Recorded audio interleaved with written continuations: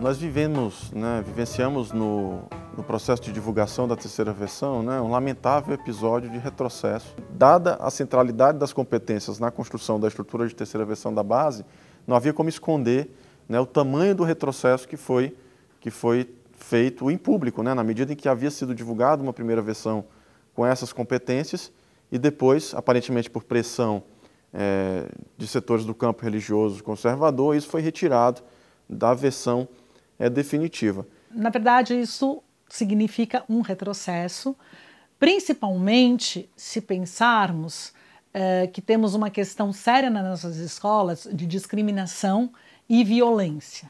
Então, suprimir essa discussão da escola como se essas questões não existissem, elas são inclusive contraditórias com as competências que estão lá apontadas, que diz que queremos desenvolver cidadãos e cidadãs que respeitam a diversidade, mais justos, mais solidários e inclusivos. Agora, é importante dizer que o fato de estar suprimido não quer dizer que elas desapareceram, não quer dizer que é proibido a escola trabalhar no sentido da inclusão, no sentido do respeito, da não violência e trazer essas questões para serem debatidas na sala de aula dentro da escola.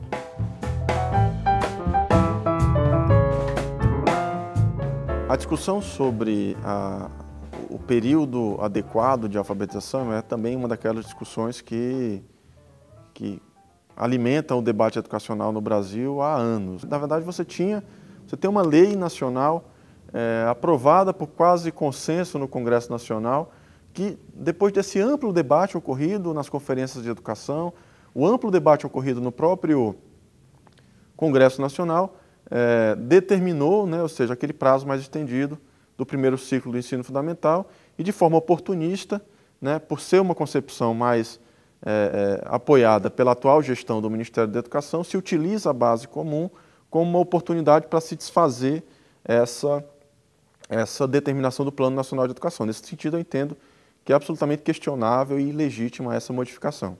No meu entender, não existe é um falso dilema, não existe essa oposição entre PNE, PNAE e a base. A base está pensando numa concepção restrita de alfabetização, quando fala em 2 anos. E PNE e PNAE estão pensando numa concepção mais ampla de alfabetização. Então, os 2 anos estão se referindo a uma versão mais restrita que diz respeito ao domínio da base alfabética, vamos dizer, ao domínio da sílaba simples, tentando traduzir numa linguagem mais leiga. PNE e PNAE estão pensando numa visão mais ampla, de leitura e de escrita, que seria uma etapa posterior. Então, acho que está adequado o que a base coloca, e essas aprendizagens mais amplas, elas estão previstas no 3º ano. Agora, existe um risco grande, que é o risco da cultura de repetência que existe nas nossas escolas.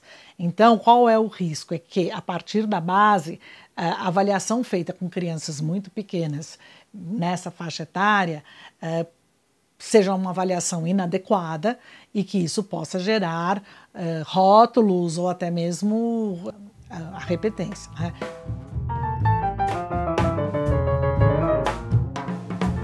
Nós estamos até agora discutindo um documento.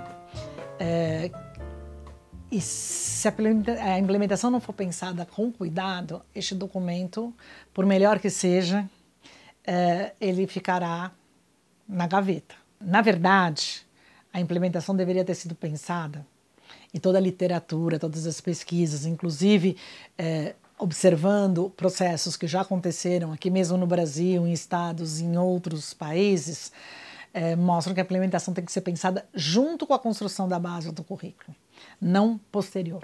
Então, nós já não fizemos isso. Nós no Brasil vivemos durante anos uma inversão.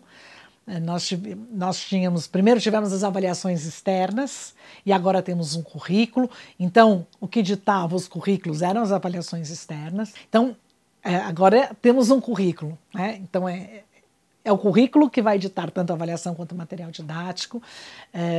Que material didático é esse, o que vai se precisar.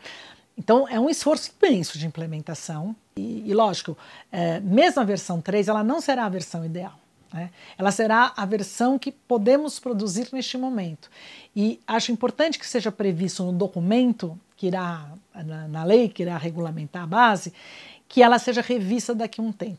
Há um movimento, né, de sobrevalorização da base, desse elemento indutor de currículo, na composição dos desafios de política educacional no Brasil, em favor do que eu chamo de direitos de aprendizagem, esquecendo todos os requisitos de realização do direito à educação, financiamento, formação docente, constituição do Sistema Nacional de Educação, garantia de condições básicas de funcionamento das escolas. Então a base, ela sobrepõe essa agenda mais ampla, da qual ela é um elemento, né, e parece indicar que é possível fazer uma reforma curricular dessa magnitude, mexendo unicamente no currículo, induzindo unicamente o currículo através de avaliações externas, o que é uma conclusão absolutamente errada, né? E coloca em questão justamente qual será a capacidade dos sistemas estaduais, municipais, dos professores, para a implementação de qualquer proposta de base curricular e, adicionalmente, abre um grande risco,